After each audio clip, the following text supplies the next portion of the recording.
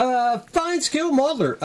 All my life, I've had a model magazine come to the house. Even as a kid, even through adult, I've had everything, you know, from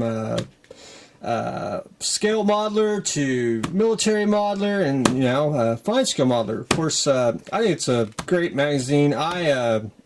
I'm biased here. I love models, and I love to look at other people's builds, like to read other people's techniques, and you know, just like to read you know, different things that the model magazine provides. But one thing about fine scale they have, and that is they have the workbench reviews, and these workbench reviews have pros and cons, which some of them are absolutely hysterical. And I'm not putting down the magazine. I like it too much, and I've got a lot of time invested in fine scale magazines. But we're going to take a look at the Dragon M60 kit. I want to read you the cons. A few fit issues, confusing instruction errors, and my personal favorite, details shown in box art missing from kit. That was funny. That was, I mean, I'm not dogging the build, not dogging the magazine, but that is hysterical. Painted box art missing from the sprue of the kit. I just think that is just hysterical. Of course, you know, I really don't see anything wrong with the, you know, it's probably, I think the M60 is probably based off the one at Aberdeen, and if you actually really want to get down to it, the Aberdeen M60, the road wheels are actually higher.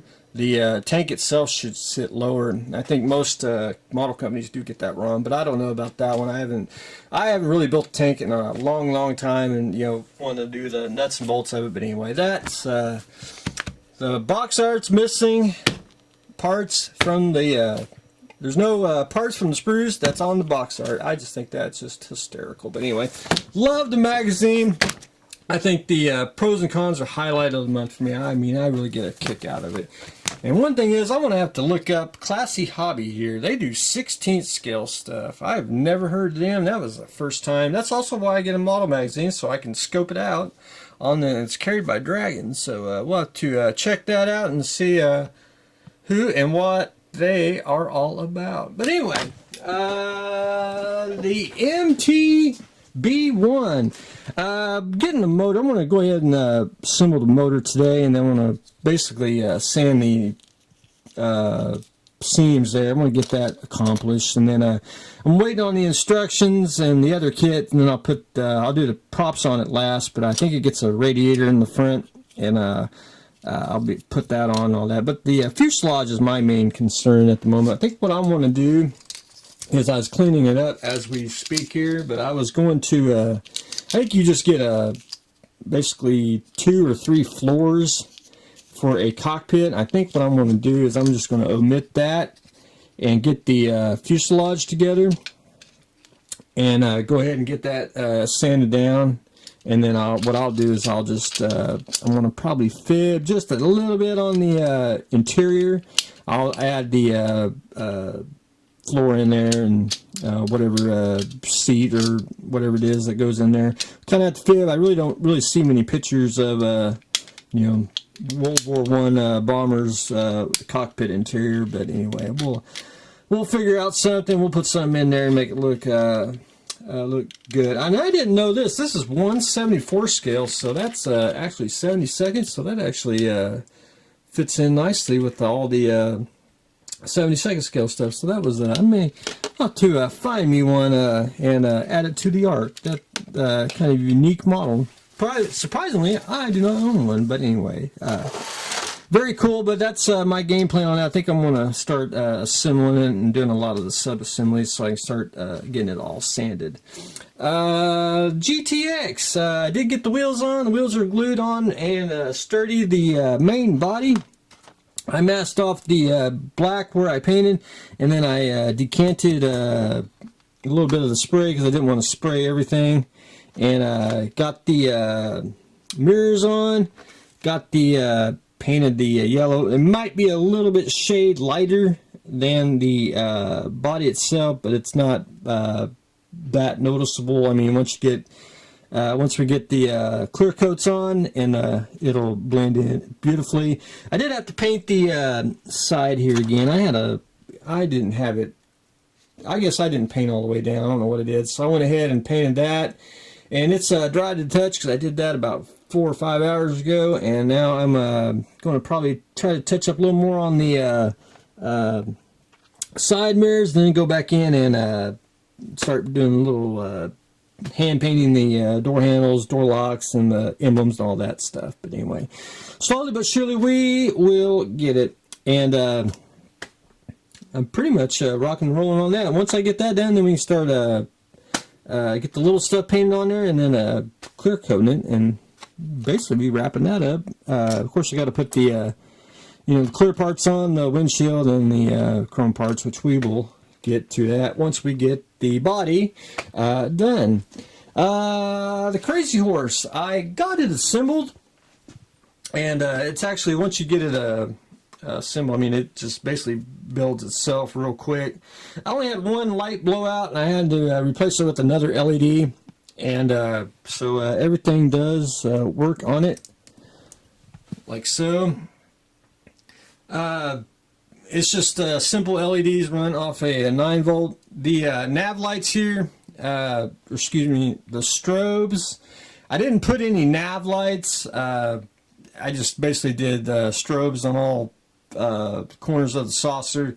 It's just a little bit, it's not, Canon or, totally accurate, but it's good enough.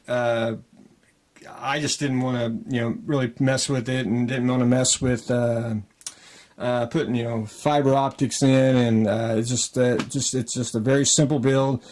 And I suck at it, and I've never really been good. But the registry light, I never can get it angled where it hits the top of the saucer, because I even do it on the bottom here. I never can get the angle right. I've always had problems with that, so it's there, but we'll just have to pretend that it shines on it. I am not an electrician, so yeah, I got to hold my mouth right when I put the LEDs on. But anyway, there's no circuit board, so the strobes will probably be out of sequence, and someone will probably bang on the keyboard and tell me all about it. But anyway, pretty much got the lights on. Put a LED underneath the little DLM parts there, so it shines. It depends on how you walk around it. You can see where it's lit. The impulse deck, got it lit, and of course the LEDs here. Just a telescoping brass rod, which I may whack this down just a little bit more.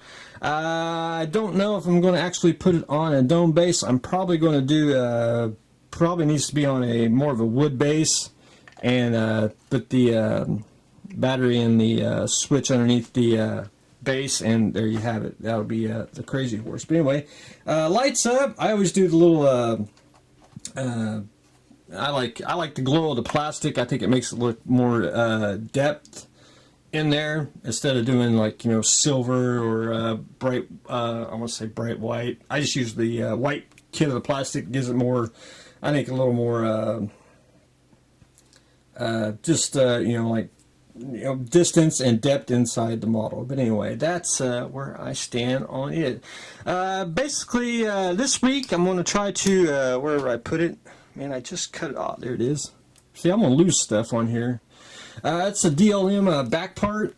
It goes back under here, like so.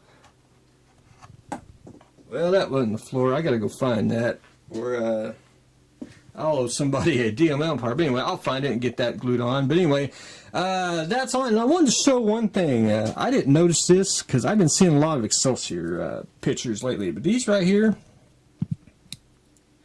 if they focus, these go on the nacelle right here, and I am pretty damn sure that those are the hatches off of either a standard TIE fighter or a Darth Vader TIE fighter. I am one of the two. I don't know which kit it actually is, but I'm pretty sure them are TIE Fighter parts that are on top of the Excelsior. Because they did use some Star Wars kits when they kit bashed some pieces on the studio scale ones. But anyway, that's where I stand on the Crazy Horse.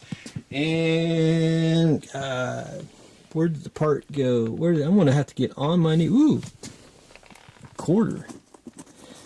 How the hell I dropped a quarter down here? I don't know what I did.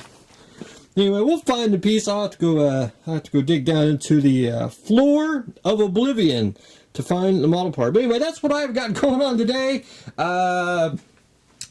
Assembling the Crazy Horse, doing just a little quick repainting of the GTX. I'm going to try to start putting together the MTB1, and you know, we like fine scale modelers pros and cons, so that's what I got going on today. So stay tuned for the next exciting episode.